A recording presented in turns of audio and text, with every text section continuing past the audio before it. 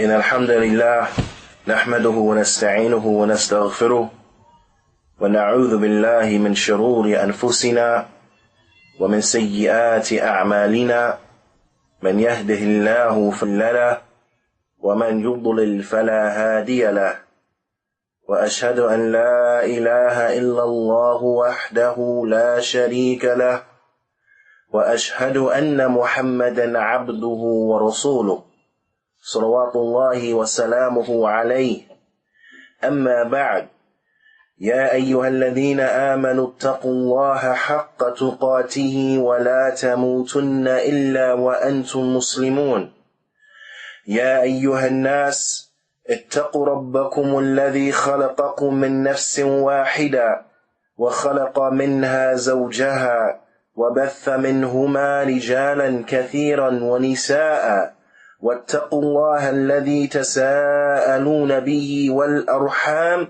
إن الله كان عليكم رقيبا يا أيها الذين آمنوا اتقوا الله وقولوا قولا سديدا يصلح لكم أعمالكم ويغفر لكم ذنوبكم ومن يطع الله ورسوله فقد فاز فوزا عظيما أما بعد فإن أصدق الحديث كتاب الله وأحسن هدي محمد صلى الله عليه وسلم وشر أمور محدثاتها وكل محدثة بدعة وكل بدعة ضلالة وكل ضلالة في النار ثم أما بعد.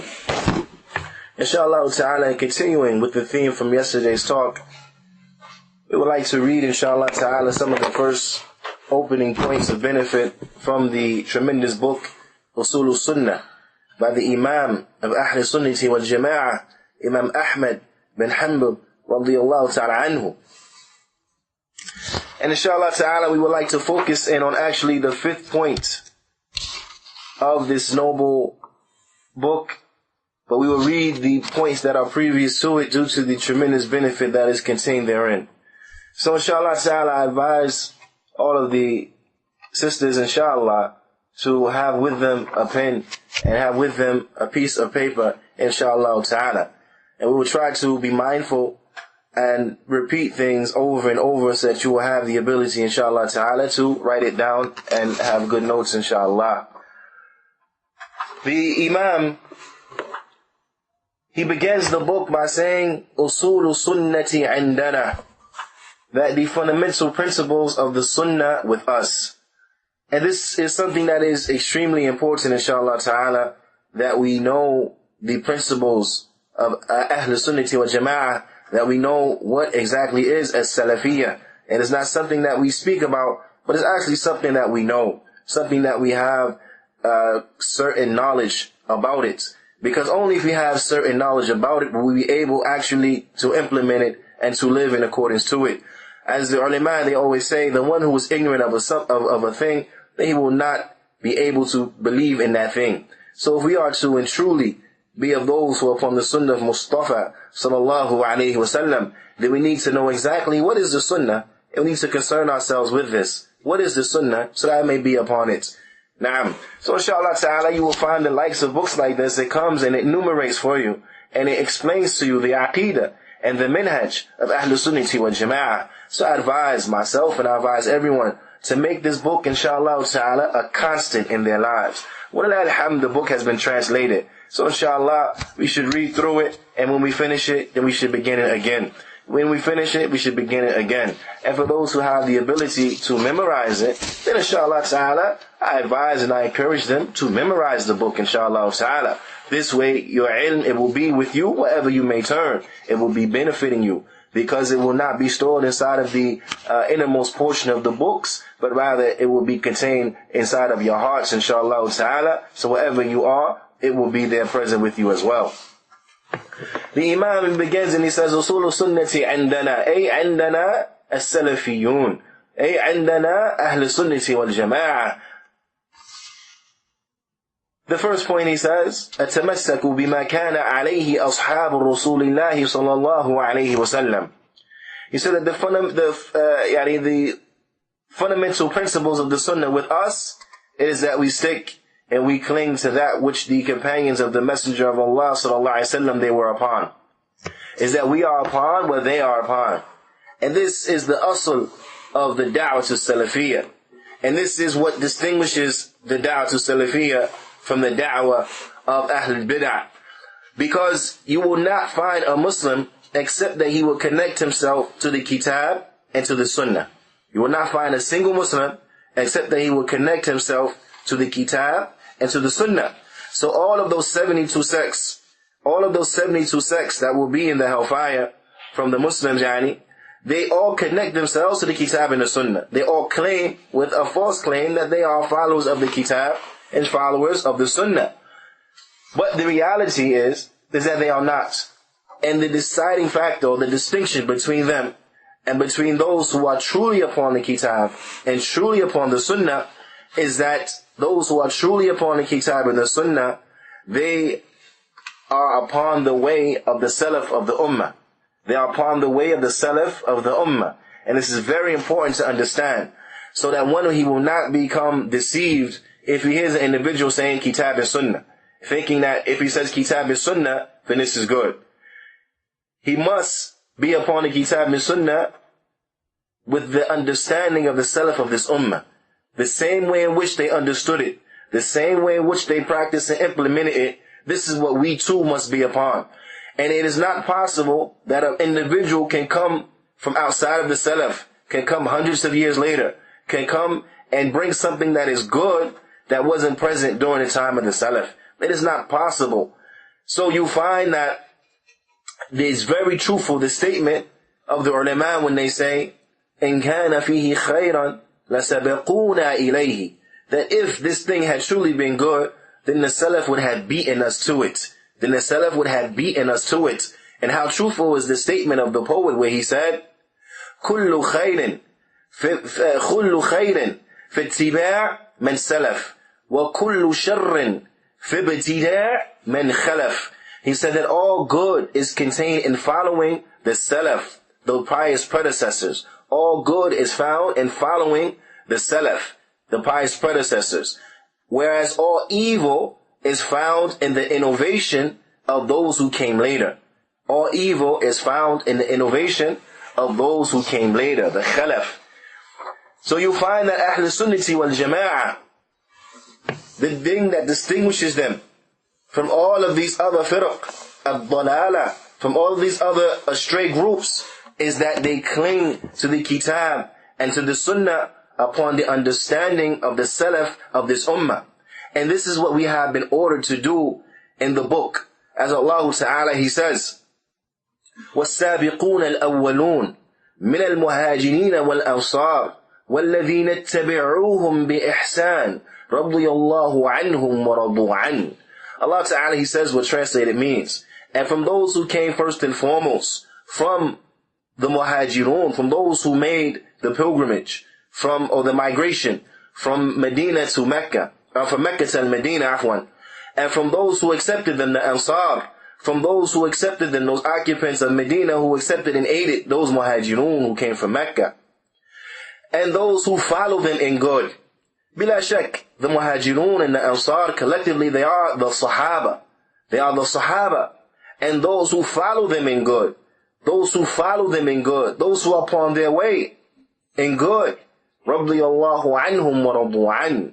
Allah Ta'ala says He is pleased with them and they are pleased with Him. So you find in this ayah, there is a clear proof of the obligation of following and being upon the way of the Salaf.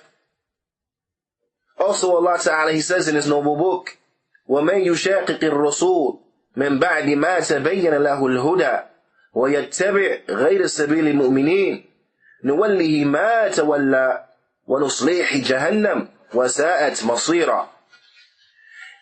Allah Ta'ala, He says what translated means, and whoever contradicts the messenger after clear guidance had been shown to him, and he takes a way other than the way of the believers, وَيَتَّبِعْ غَيْرَ سَبِيلِ الْمُؤْمِنِينَ, and he takes a way other than the way of the believers, نُوَلِّهِ مَا تَوَلَّى, we will lead him to what he has left himself to, وَنُصْلِيهِ جَهَنَّمْ, and we will enter him into Jahannam, وَنُصْلِيهِ جَهَنَّمْ, وَسَاءَتْ مَصِيرًا. And what an evil of destinations, what an evil abode.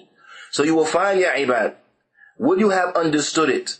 Would you have understood the ayah if it had mentioned, وَمَنْ يُشَاقِقِ الرَّسُولِ مِنْ بَعْدِ مَا تَبَيَّنَ لَهُ الْهُدَى نُوَلِّهِ مَا تَوَلَّى وَنُصْلِيهِ جَهَنَّمَ وَسَاءَتْ مَصِيرًا. Would you have understood that had it been said, and whoever contradicts the messenger after clear guidance had come to him, we would turn him to what he had turned himself to and enter him into Jahannam, what an evil destination. Would you have understood that? Na'am. The answer of course is na'am. But is that what Allah Ta'ala said? La.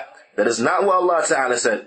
Allah Ta'ala who is Al-Alim, the all-knowing. Allah Ta'ala who is Al-Hakim, the all-wise, the one who puts everything inside of his proper place. Allah Ta'ala, He says, وَمَنْ يُشَاقِقِ الرَّسُولِ مِنْ بَعْدِ مَا تَبَيَّنَ لَهُ الْهُدَى وَيَتَّبِعْ غَيْرَ سَبِيلِ الْمُؤْمِنِينَ وَيَتَّبِعْ غَيْرَ سَبِيلِ الْمُؤْمِنِينَ. Allah Ta'ala, He says, and whoever contradicts the messenger after clear guidance had been shown to him, and he takes away other than the way of the believers. He takes away other than the way of the believers, other than the way of the Sahaba. He takes away other than the way of the Sahaba. And this is very important, ya ibad, because Allah Ta'ala, He points you to in this ayah, He shows you in this ayah that being upon the way of the believers is a must. It is an obligation. This is the way of guidance. This is the way that is right. This is the way that leads to Jannah, being upon their way. Naam, because they embodied the teachings of Al-Islam. They were the best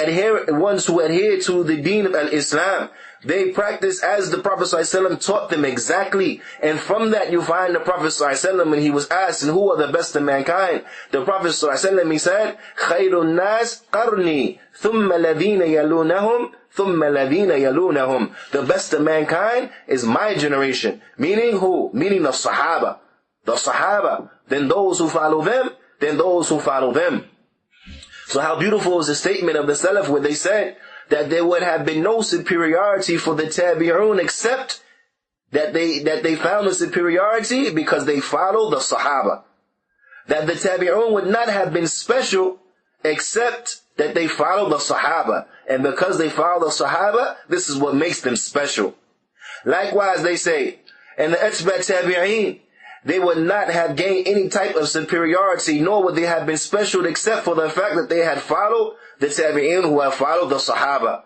And this is what makes one special. This is what raises one inside of his ranks, his following and coinciding with the way of the Sahaba.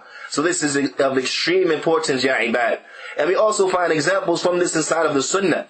As we find in the hadith of Irbad bin Sariyah, radiyallahu ta'ala anhu, where the Prophet ﷺ, he said, عَلَيْكُمْ بِالسُنَّةِ وَسُنَّةُ خُلَفَاءِ الرَّاشِدِينَ مِنْ بَعْدِي. The Prophet ﷺ, he said, it is upon you my sunnah. It is obligatory upon you my sunnah. And the sunnah of the rightly guided predecessors, the rightly guided khulafa. Upon you is my sunnah, and the sunnah of the rightly guided khulafa. Now would you have understood, ya ibad, if the Prophet ﷺ said, عَلَيْكُمْ بِالسُنَّةِ? Would this have been mafhum? Would this have been understandable to you? Naam, it would have been. But is that what Al-Mustafa said? Is that what the Prophet ﷺ said? La. Rather the Prophet ﷺ, the one who does not speak on his own accord, but rather he speaks from revelation. He sallallahu alayhi wa sallam, he said, عَلَيْكُمْ بِالسُنَّةِ وَسُنَّةَ خُلَفَاءِ الرَّاشِدِينَ الْمَهْدِيِّينَ الْآخِرِ الْحَدِيثِ. The Prophet ﷺ, he said, it is upon you, obligatory upon you, my sunnah, and the sunnah of the rightly guided khulafa. And this is because, ya ibad, you will find that the sunnah of the khulafa, it is the sunnah of Mustafa sallallahu alayhi wa sallam bi'aynih. It is the sunnah of Muhammad sallallahu alayhi wa sallam exactly. There is no difference between the two. But it is important that this be mentioned, because this is the frame of reference that is distinguishing factor between Ahl Sunnah and between Ahl Bid'ah. Because Ahl Bid'ah, they do not want to connect themselves to the Sahaba. They refuse to connect themselves to the Sahaba. And the reason is clear. Is because if they say Kitab and they say Sunnah, and they prevent the Sahaba from entering into the equation, then now, who is there to police and to stop them when they give to the ayat a false interpretation? When they give to the ahadith a false and erroneous interpretation? Whereas, when they bring this, if you say to them, we know this is incorrect, we know this is wrong, because this is not what the Sahaba said. This is not what Abdullah ibn Abbas said the ayah meant. This is not what Ibn Mas'ud said the ayah meant. This is not what Ali radiallahu ta'ala anhu said the ayah meant. So therefore we know that your interpretation is false. Your understanding is not correct. When they come and they say, the Prophet ﷺ, he said this and this is what was intended by it, then we will know, this is not what was intended by it, because this is not what the Sahaba, those who were there present, the ones whom he said it to, this is not what they understood. So you find that in order for them to try to play their games and to play their trickery, they have to chase the people away from going back to the understanding of the Sahaba. So you have one of the Mubtadi'een, like he said to me, when I asked him, so upon whose understanding do you take the Kitab and the Sunnah? He said, we take the Kitab and the Sunnah upon the understanding of the Imams of the Hanafi Madhab, wa'iyadhu billah. Upon the understanding of the Imams of the Hanafi Madhab. I said, even if the understanding contradicts the understanding of the Sahaba, this Mubtadi', he said to me, I don't know nothing about the Sahaba, all I know about is Abu Hanifa, wa'iyadhu billah. Because verily this individual, he is a liar. He is not one who follows Abu Hanifa, as Abu Hanifa himself, he strived hard to be upon the way of Mustafa ﷺ and to coincide with the understanding of the Sahaba. Ala kulli hal, we will find that this is the motivation for the Mubtadi' when they refuse to connect themselves to the Sahaba, when they try to convince you that it is okay to bring in other understandings and the like. This is what they intend. They intend to misguide the people, so be warned and beware. So you find the great Imam, he began with this principle because this principle is azim. It is a principle that is tremendous. It is a principle that has been taught to us in the Kitab and taught to us in the Sunnah. The Imam, he goes on, he mentions the second principle, and he says, وَاقْتِدَاءُ بِهِمْ, and that we what? We imitate the Sahaba. That we are upon what they are upon, first and foremost, and that then we what? We imitate them. That we strive to be as they were. That we strive to be exactly like them, and that we imitate them. And this too is very important. The third, the Imam, he says, وَتَرْكُ الْبِدْعَةِ, and that we leave off innovation. That we leave off innovation. The fourth, the Imam, he says, وَكُلُّ بِدْعَةٍ فَهِيَ الضَّلَالَةِ, because every innovation, it is a misguidance. Every innovation, it is a misguidance. So beware of those individuals who will come to you and they will say that there exists inside of Islam a bid'ah that is hasanah, that there exists inside of Islam a bid'ah that is good, that there is a good bid'ah. There is no such thing as a good bid'ah. And anyone who says this, then he is one who has belied the Prophet sallallahu alaihi wasallam.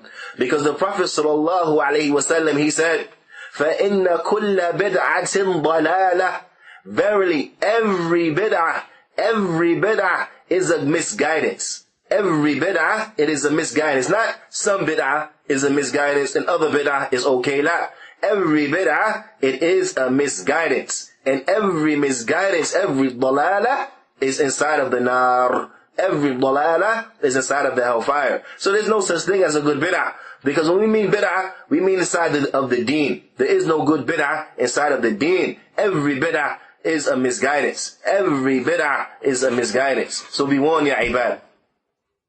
The fifth principle, which the Imam, he mentions, and this is what we want to look at, inshallah ta'ala, is he says, وَتَرْكُ الْخُصُمَاتِ وَالْجُلُوسِ مَعَ أَصْحَابِ الْأَهْوَاءِ.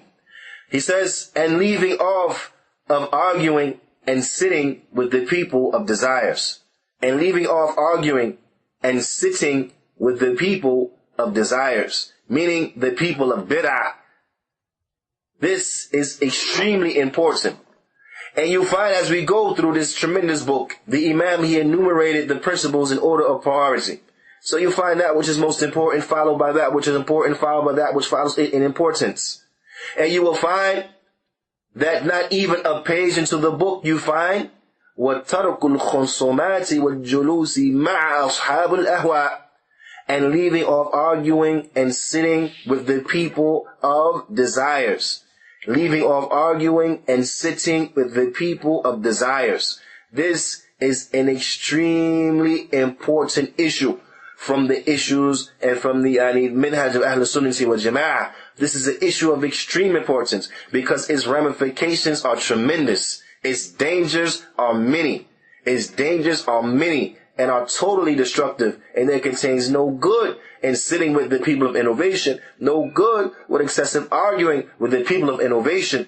And inshallah ta'ala we will come to see. Because a lot of times when people hear things like about the warning about sitting with Ahlul Bidah and the like, one may think, well, this is the warning or the advice of the great Imams. Well, is there any textual proof from the Kitab and the Sunnah which points us to this understanding? And of course the proof is, bila shak, bala, of course there is a proof. Because Ahlul Sunnah wal Jama'ah, we find the proof first, and then we take a belief. Ahlul Sunnah, we have the proof first, and then we take a belief. Whereas Ahlul Bidah, they are the opposite. They take beliefs, they adopt beliefs, and then they search and look for a proof. And these matters, when it comes to Aqidah and Manhaj and the like, are matters of what is called Tawqifiyya. These are matters that are Tawqifiyya. And Tawqifiyya comes from the word Waqafa, which means to stop. Waqafa, which means to stop. Why? Because one cannot have a belief in Allah Ta'ala until Allah Ta'ala informs him by way of His prophets and His messengers and by sending down books. Other than that, it's not possible to have information about Allah Ta'ala. Allah has to send down prophets and send down books to teach you how to properly believe in Allah Ta'ala. So once we have learned, then we act. Sami'na wa ata'na. We hear, we obey. Once we see the proof, then we take the belief. We do not take beliefs before we know the proofs and the evidences. So, with this being the case, ya ibad, no doubt about it, the Imam, when they made these statements, it was based upon their deep understanding of the textual proofs from the Kitab and the Sunnah about not sitting with the people of innovation. About not sitting with the people of innovation. From these proofs is Allah Ta'ala's statement that can be found in Surah Al-An'am in His verse number 68. Again, that's Surah Al-An'am in His verse number 68. Where Allah Ta'ala, He says, وَإِذَا رَأَيْتَ الَّذِينَ يَخُوضُونَ فِي آيَاتِنَا فَأَعْرِضْ عَنْهُمْ حَتَّى يَخُوضُوا فِي حَدِيثٍ غَيْرِهِ. Allah Ta'ala says what translated means, and if you see those ones who are falsely indulging and conversating about our verses, then turn away from them until they go into another type of speech, until they speak about something else. If you see those who are falsely speaking about our verses, giving to them misinterpretations, trying to change their meanings, trying to change their wordings, trying to belie what is contained therein, trying to negate what is contained therein and the like, then turn away from them. فَأَعْرِضْ عَنْهُمْ. Turn away from them until they speak about something else. Until their speech changes, meaning until their speech changes and they no longer speak with the likes of these things. Again, this is Surah An'am, verse 68. Allah Ta'ala, He also says in Surah An-Nisa, verse number 140. Allah Ta'ala, He says, وَقَدْ نَزَّلَ عَلَيْكُمْ فِي الْكِتَابِ أَنْ إِذَا سَمِعْتُمْ آيَاتِ اللَّهِ يُكْفَرُ بِهَا وَيُسْتَهْزَأُ بِهَا فَلَا تَقْعُدُوا مَعَهُمْ حَتَّى يَخُوضُوا فِي حَدِيثٍ غَيْرِهِ إِنَّكُمْ إِذًا مِثْلُهُمْ. Allah Ta'ala says what translated means, and verily it has been revealed upon you in the book, or revealed upon you all inside of the book. وَقَدْ نَزَّلَ عَلَيْكُمْ فِي الْكِتَابِ. Verily it has been revealed upon you all in the book, that if you hear the verses of Allah being disbelieved in and being made fun of, then do not sit with them until they speak about something else. And if you were to remain with them while they're doing this, إِنَّكُمْ إِذًا مِثْلُهُمْ. And if you were to remain and to sit with them while the verses of Allah are being belied and are being made fun of, then you will be just like them. Then you will be just like them. Now we reflect on that great tabi'i who went to that town, and the people were saying, so-and-so is he's such a good man, he's such a good this, such a good that, he's so good, he's so good. And then when he finally gazed eyes upon him, he asked the people, what is his madhab? What is his madhab? Meaning, what is his aqidah? And they said, Ahlul Sunnah. He's from Ahlul Sunnah. He said, and who are those people around him? Who are those people who he's sitting with? Who are those people he constantly is in their company? Who are those people? What is their madhab? They said, they are Ahlul Qadr. They are from the Qadariyah. So then he said, well, then that person who you were speaking good about, he is not from the Sunnah. He's not from the people of the Sunnah. Rather, huwa Qadari. Even huwa al-Qadari. If the people he's around are Qadari, then he too is Qadari. This is where their understanding is from. Allah Ta'ala says, إِنَّكُمْ إِذًا مِثْلُهُمْ. If you were to remain amongst them after that, then you will be from them. So this shows you the deep understanding that the Imam they had for the Kitab and the Sunnah. Likewise, a man came to Imam Ahmad, and he said to him, what do you say, or he asked rather about a person who sits with Ahl Bid'ah. He asked about an individual who sits with Ahl Bid'ah. So Imam Ahmad, he said, advise him, insahahu, give him advice. The man, he said, nasahtuhu, whatever. He said, I gave him advice, and he has refused my advice. He has refused to stop sitting with the people of innovation. Imam Ahmad, he said, then consider him to be from the people of innovation. If he has refused to stop sitting with the people of innovation, then consider him to be one of them. One of the people of innovation, one of the innovators. Where is that understanding from, ya ibad? This ayah, إِنَّكُمْ إِذًا مِثْلُهُمْ.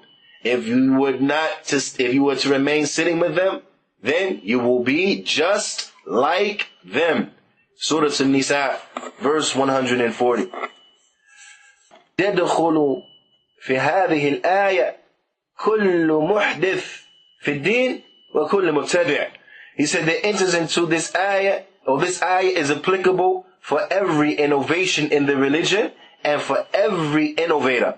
For every innovation inside of the religion and for every single innovator. This ayah applies to them, those who belie and make fun of the ayat of Allah Ta'ala. And one may say, what mubtadi' belies the ayat of Allah? Give to us an example. An example, barakallahu feekum, is like if you were to ask the mubtadi', Ain Allah? If you were asked the mubtadi', where is Allah? وَيَعَذَ بِاللَّهِ, they will tell to you, فِي كُلِّ مَكَانٍ وَيَعَذَ بِاللَّهِ. They will say in every place. Allah is everywhere. He's in every place. And this is the most worst type of kufr. This type of kufr that they have in this belief that Allah is everywhere, this is worse than the kufr of the Jews and the Christians. Now, because the Christians, they say that Allah is inside of one human being, Isa. The Jews, they say Allah is inside of one human being, Uzair. But these despicable individuals, and bila shak, they're all despicable. The ones who say Allah is in anything is despicable. But these individuals are the epitome of this horrid thing when they say that Allah is inside of every single, not human being, but every single thing. Every single thing. Every animal, every stone, every human being, everything. In everything and everywhere. This is the worst form of kufr. It exceeds the kufr. It exceeds the disbelief of the Hindu. It exceeds the disbelief of the Buddhist. It exceeds the disbelief of the Rastafarian. It exceeds the disbelief of the nation of Islam. It exceeds the disbelief of the 5% nation, and so on and so forth. Because in every one of these kuffar groups, they attribute Allah being inside of a set number. Whereas these ones, they say that Allah is everywhere and inside of everything. And from those proponents of this false and wicked and kufr, disbelieving type of belief, was Sayyid Qutb. So be warned, there's no good about this individual, so his books need not be read yet, ya ibadallah. The point is the shahid. One may say, how is this a belying of any type of ayah? It is belying all of the ayat inside of the Qur'an, which points to the ulu of Allah Ta'ala.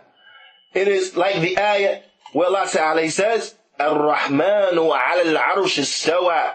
Allah Ta'ala informs us where He is at.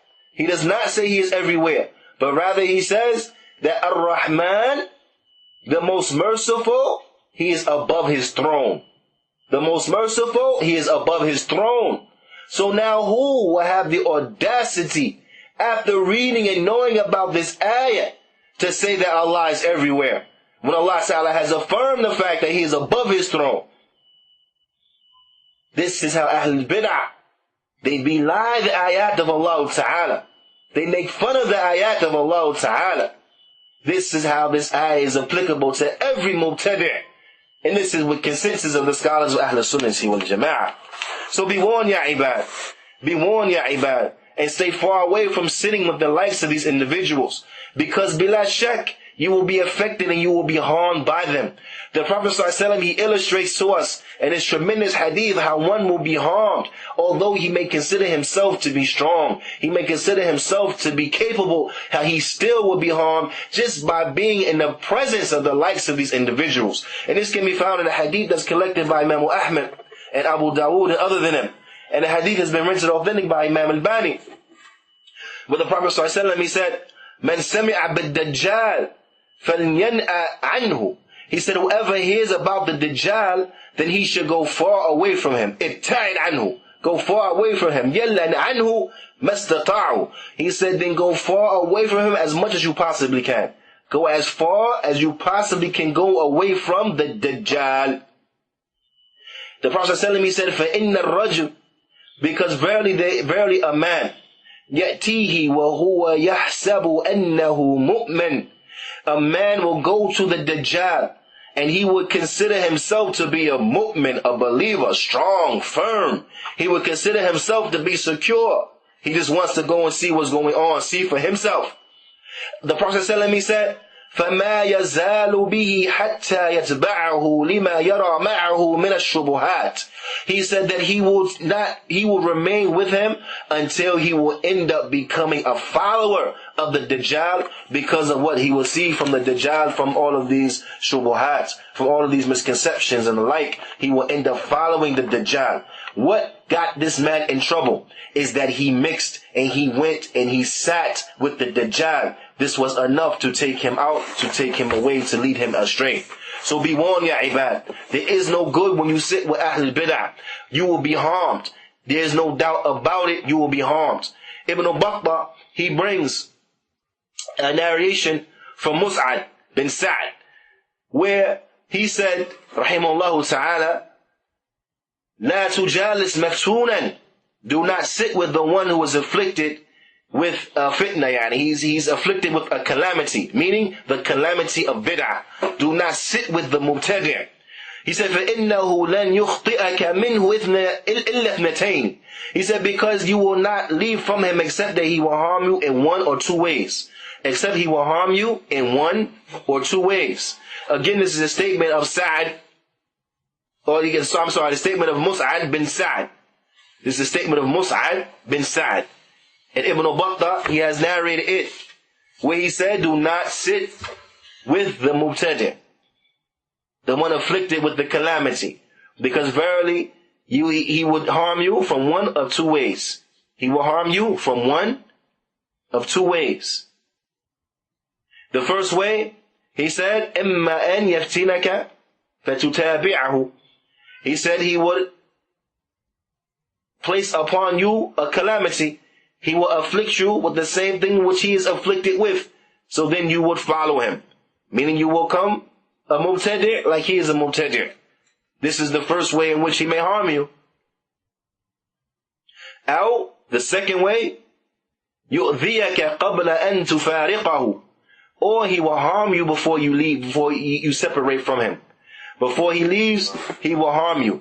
Meaning, he will harm you if he sees that you will not change. If he sees that you will not come to his bid'ah, then he will harm you. Either verbally harm you or physically harm you. Either he will harm you verbally or he will harm you physically. So be warned, ya ibad. And this brings a very important point. Like Shaykh Ubaid al-Mujabri, he says, the Ahl al-Bid'ah, whenever they work with a Salafi, they do not do it except that they only intend it to be something that is temporary. They only intend it to be temporary. When they allow you to come to their masjid and to set up a conference in their masjid. Now we have bigger space. You come do conference here. When they allow you to work inside of their schools. When they hire you as teachers inside of their schools. When they allow your children to come to their schools. When they allow you to do conferences in their schools. They only do this to use you. They only do this to use you, hoping and tolerating you for a time period, hoping that you will come to their bid'ah, hoping that you will be like them, hoping that you will change, hoping that they can influence you, hoping that they can teach you. This is what they intend. Or they intend to use you financially.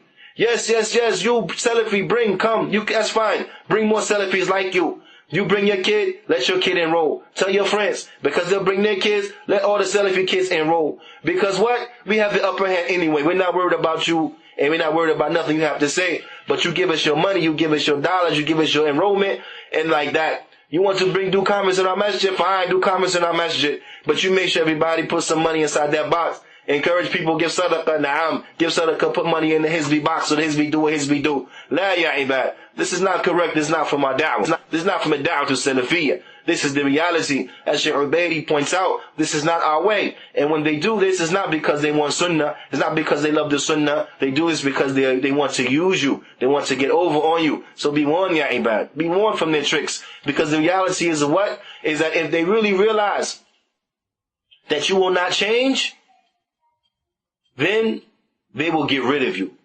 They will kick you out. They might beat you up. They will begin to speak bad about you. This is the reality, ya ibad. Do not be fooled. And if you are from those who are sitting and doing conferences and doing lectures and cooperating with Ahlul Bid'ah, and we know this is something that is haram, go to and do a Google, you will find the statements of the Mashayikh where they say it is haram to cooperate when it comes to the mubtadi' inside of da'wah. It is haram to cooperate with them when it comes to the da'wah. But if you are an individual who claims Salafiyya, and you're cooperating in the da'wah, and they are allowing you to come time and time again and do conference, time and time again to do lecture, time and time again to do, then know for a certainty that there's something wrong with you, that you are not doing what is correct. Because if you were doing what is correct, then they will listen 1, 2, 3 times and kick you out. This is the reality. Shaykh Rabi', Hafidhullah Ta'ala, he tells a story of a young man. He was in a masjid and he used to always give nice maw'idah. He would give nice talk to the people after the salah. And he would speak about how khamr is haram, and speak about how women should wear hijab, and how men should grow beards, and things like this. So Shaykh Rabi', he sat one day at the salah, and the young man, he was Salafi, alhamdulillah, but he sat there and he listened to the man's talk. So when the people left, he grabbed the man and he said, listen, you're speaking to these people about this, that, and the third. And this is a good things, mashallah. These are good subjects. He said, but there are subjects that are more important. And do you know that these people that you're speaking to, they don't even know about Tawheed? The people that you're speaking to about these things, they don't know Tawheed. You should go to the people and give them what comes first. You should prioritize in your da'wah. The Shaykh is teaching this young man, giving him advice, giving him guidelines and guidance, teaching him. So the man took the Shaykh's advice. He came back the next day and he had a huge gathering. People love that stuff. Yeah, talk about bed, talk about khimar, talk about tazkiyah, talk about family issues, talk about whatever. They like that. Because it doesn't rub no one the wrong way. So he comes and he starts speaking about Tawheed. The next day he comes back, his gathering is smaller. The next day he comes back, the gathering is smaller. Until the day came when the people rose up against him, grabbed him, beat him up, and threw him out the masjid. So he came back to the Shaykh. He came back to Shaykh Rabi'. And he said, Shaykh, the first day, it went like this. It was a lot of people. The second day, it was less. The third day, it was less. Until, he said, oh Shaykh, they beat me up and they threw me out the masjid. The Shaykh, he said, Naam. He said, now you're following the way of the prophets and the messengers. Naam, ya ibad. If you're teaching those who oppose the truth correctly, they will get rid of you. They will kick you out. They might beat you up. They will not tolerate you. But if you're sitting there time and time again, and they love you, they keep inviting you back, they want you there, it is because no doubt about it, something is wrong with you. You are not speaking to them the way in which they should be spoken to. You are not making the truth clear to them. Even if you're talking about at Tawheed, this man, he got beat up, he got thrown out because he was teaching them Tawheed. So you dare you come to me and you say, but we teach them Tawheed, this is why they like us, and don't rub nobody the wrong way. Yes, it rubs people the wrong way. When you have these Sufis, when you have these grave worshipping people, and you tell them it's not permissible to make istighatha to those dead in the grave, it's not permissible to visit the grave, this is not what Islam teaches. It is not permissible to be praying and making dua to a wali. It's not permissible to be slaughtering to a wali. If you say to them these words, they will have enmity and hatred for you. The same way they have enmity and hatred for Shaykh al-Islam Muhammad bin Abdul Wahhab. The same way they have enmity and hatred for Shaykh al-Islam ibn Taymiyyah. The same way they have enmity and hatred for Ahmed Muhammad. They say we have enmity and hatred for Sheikh Rabi', for Sheikh Salih Fawzan, for Sheikh Rubayn al-Jabri, so on and so forth. They hate the Mashaykh, but they love you. That's because you are like them. It's not that they are changing. So be warned, ya ibad. Do not fall victim to the likes of this, ya ibad. The reality is what? As Abdullah ibn Abbas, he said, radiyallahu ta'ala anhuma, he said, لا تجالس أهل الأهواء فإن مجالستهم ممرضة للقلوب. He said, do not sit with the people of desires, because verily sitting with them, it is sickness, it is disease for the hearts. ممرضة للقلوب, it is disease for the hearts. And Fudayl ibn Iyad, he said, لا تجلس مع صاحب البدع فإنني أخاف أن تنزل عليك اللعنة. He said, do not sit with the innovator, because verily I fear that they will come upon you the curse of Allah.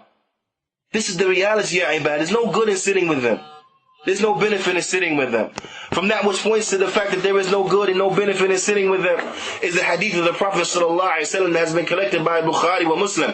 Where the Prophet ﷺ, he said, إِنَّمَا مَثَلُ جَلِيسٌ صَالِحٌ وَجَلِيسُ السُّوء كَحَامِلِ الْمِسْكِ وَالنَّافِخِ الْكِيرِ. He said, verily the likeness and the similitude of the righteous sitting and the sitting and the evil sitting is like the merchant of perfume and the ironsmith. He said, فَحَامِلُ الْمِسْكِ. So with regards to the merchant of perfume, إِمَّا أَن يُحْذِيَكَ. He said, maybe, or either he will give you a present. He will give you a sample of these fine oils and perfumes. He might give you a present, a little bottle that you may take home with you. Or he may put some on you. وَإِمَّا أَن تَبْتَاعَ مِنْهُ. He said, or maybe you can request to purchase some perfumes from him. وَإِمَّا أَن يَجِدَ مِنْهُ رِيحًا طَيِّبًا. Or you may find from him a pleasant smell. All of these scenarios are good. Either he will give you a gift, some oils, or he will put some on you, or give you a bottle so you may take home with you. Or you may request to buy something from him, or you will find from him a good smell. All of these are good. And this is the similitude of sitting with the people of the Sunnah, the righteous sitting, the people of the Sunnah. Because bila shak, no doubt about it, the ulama with consensus, they agree that the people of bid'ah, they are worse than the fusaq. They are worse than the criminals. They are worse than the sinning Muslims. So if I ask you now, will you sit in a masjid that was occupied by Muslim homosexuals and lesbians? Will you be around them? Will you have a conference in their masjid? Would you set up shop in their masjid? Would you cooperate with them? You will say no. No way. Would you set up shop in a masjid where everyone he stole, everyone he robbed and he killed? You will say no. No way. Well, don't you know, ya ibad, that bid'ah is worse than ma'asiyah? Don't you know, ya ibad, that bid'ah, it is worse than sin? That bid'ah is more beloved to shaitan than ma'asiyah? That bid'ah is more beloved to a shaitan than ma'asiyah, than sin? Why? Because a person, he can make tawbah from the sin. Because he's doing a sin and he knows it's wrong. So inshallah he will make tawbah. Whereas the bid'ah, a person, he does the bid'ah thinking that it is correct, thinking that it is guidance, thinking that it is okay. So therefore, he will never want to make tawbah. He will never think he should make tawbah from it because he think it is good, it is righteous. Likewise, even if a person learns that the bid'ah is bad and he himself leaves the bid'ah, you will find others still doing that bid'ah. And a perfect example of this is the example of the Imam Abu Hassan al-Ash'ari, the founder of the Ash'ari sect. He himself made tawbah. He himself came back to the way of Ahlul Sunnah wal Jama'ah. He wrote a beautiful book where he refuted the Ash'ari madhab from the beginning to the end. He refuted the sect from the beginning to the end. Every point he refuted the sect. He wrote the book and he died upon that. But yet to this day, although their founder made tawbah and he came back to the Sunnah, you still have present Ash'ari. You still have them present.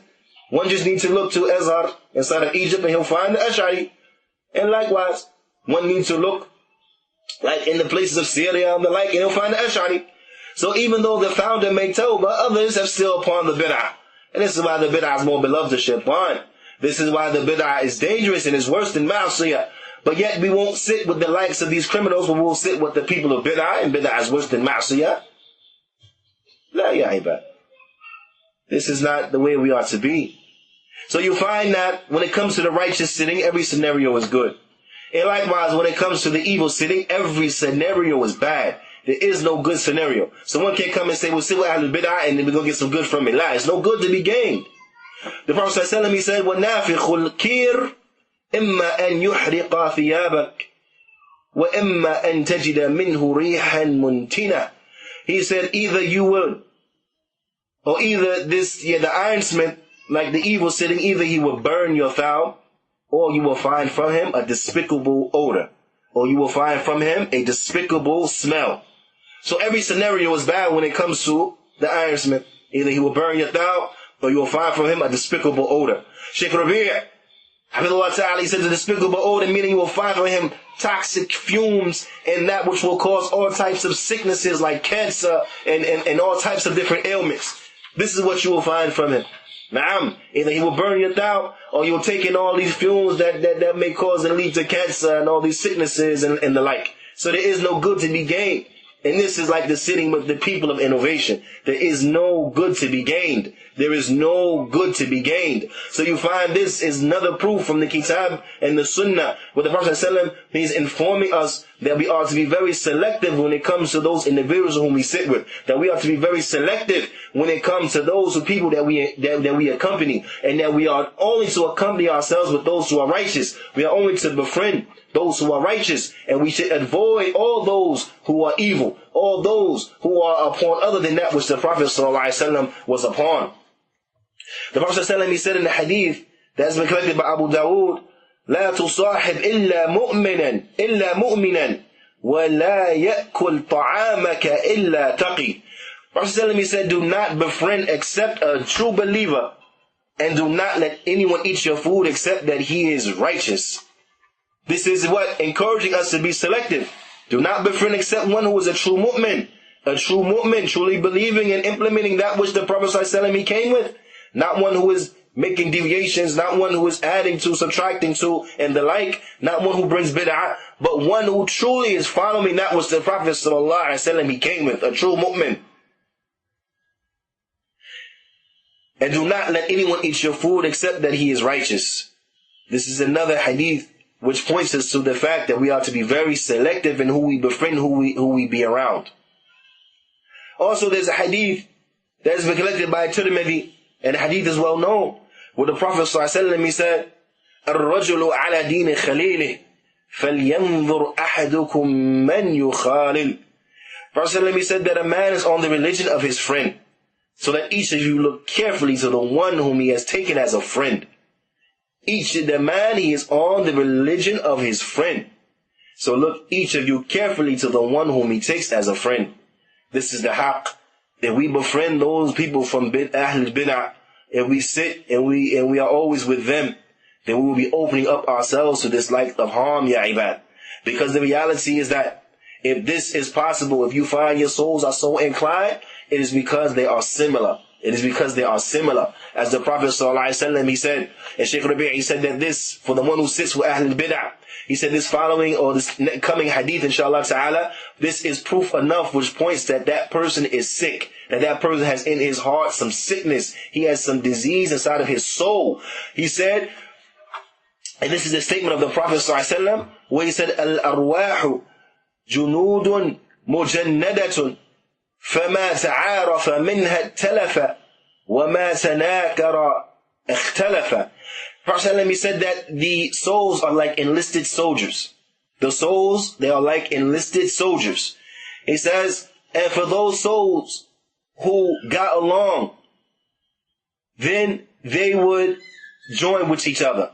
From those souls who got along and they were inclined, then they would join with each other. Meaning that before we were put into body inside of this dunya, our souls, they met in the heavens. They met in the heavens. And those souls who were inclined to one another, then they inclined to one another.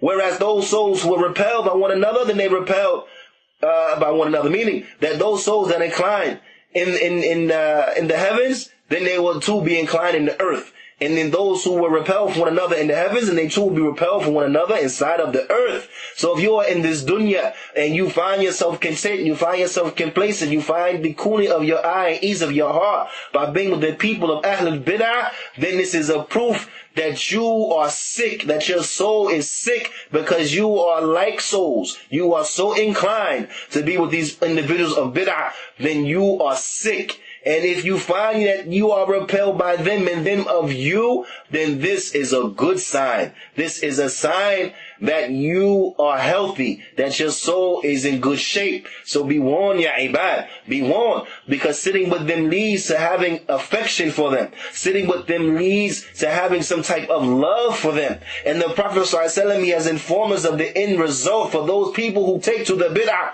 those Muslims who take to the bid'ah. The Prophet ﷺ, he has informed us, كُلُّهَا فِي النَّارِ, that all of these 72 sects will be inside of the hellfire. All these 72 sects of Muslims who take to the bid'ah, they will be inside of hell for a period of time. And they will have to be cleansed by the fires of hell from their bid'ah. And then they will leave the hellfire and go to Jannah. Because no Muslim will be in hell forever. But bid'ah is such a sin that a person has to go to the hellfire to get it cleansed. He's under threat of going to the hellfire to get his bid'ah cleansed from him before he can go to Jannah. So bid'ah is a serious thing, ya ibad. It's a serious issue. It's a serious issue. The one is under severe threat of going to the hellfire because of bid'ah. So you don't want to be inclined to a person who's from the people of bid'ah. Because the Prophet ﷺ said in authentic hadith, Al-mar'u ma'a man ahabba, that an individual, he will be with the one who he loves. An individual, he will be with the one who he loves. So if you love the mubtadi', then the Prophet ﷺ has informed us that you're going to be with him. You're going to be with him in the akhirah. Why? Because those who are alike, like each other. This is the reality, ya ibad. Those who are alike, like each other. الرَّجُلُ عَلَى الدِّينِ خَلِيلِهِ. A man is on the deen of his friend. So be warned, ya ibad. Be warned, ya ibad. Be warned, ya ibad. And inshallah ta'ala, I would like to end with a tremendous piece of advice that again Ibn Battah, he brings aside Al-Ibanat al-Kubra on the authority of Ayyub al-Sikhtiyani, where he said, قال لي Abu Khilaba, he said, Abu Khilaba, he gave me advice. And he said, Ya Ayyub, O Ayyub, احفظ عني أربعة. He said, O Ayyub, memorize from me four. Memorize from me four things. The first one, he said, لا تقول في القرآن برأيك. He said, O Ayyub, do not speak about the Qur'an from your own opinion. Do not speak about the Qur'an from your own opinion. So the first advice is what? Do not speak about the Qur'an from your own opinion. The second, he says, وَإِيَّاكَ وَالْقَدَرِ, and beware of believing incorrectly in qadar.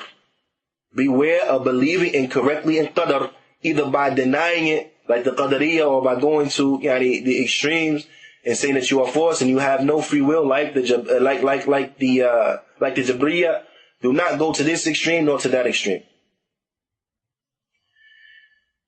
The third, he said, إِذَا ذُكِرَ أَصْحَابُ مُحَمَّدٍ صلى الله عليه وسلم أَمْسِكْ. When the companions of the Prophet صلى الله عليه وسلم are mentioned, then withhold. Meaning, do not speak bad about them. Do not speak bad about them. The fourth, he said, لا تمكن أهل الأهواء من سمعك فلينبذ فيه ما شاء. He said, do not give the people of desires your ear, because they will place in it what they want.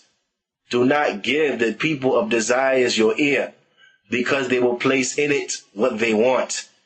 So be warned, ya ibad, from the likes of these individuals. Be warned from the likes of these individuals, because they will put in your ear that which would ultimately destroy you. So be warned, and let them be warned. As the Prophet ﷺ, he said, يَكُونُ أُنَاسٍ فِي أُمَّتِي يَأْتُونَكُمْ بِمَا لَمْ تَعْلَمُوا أَنْتُمْ وَلَا أَبَاؤُكُمْ فَإِيَّاكُمْ وَإِيَّاهُمْ.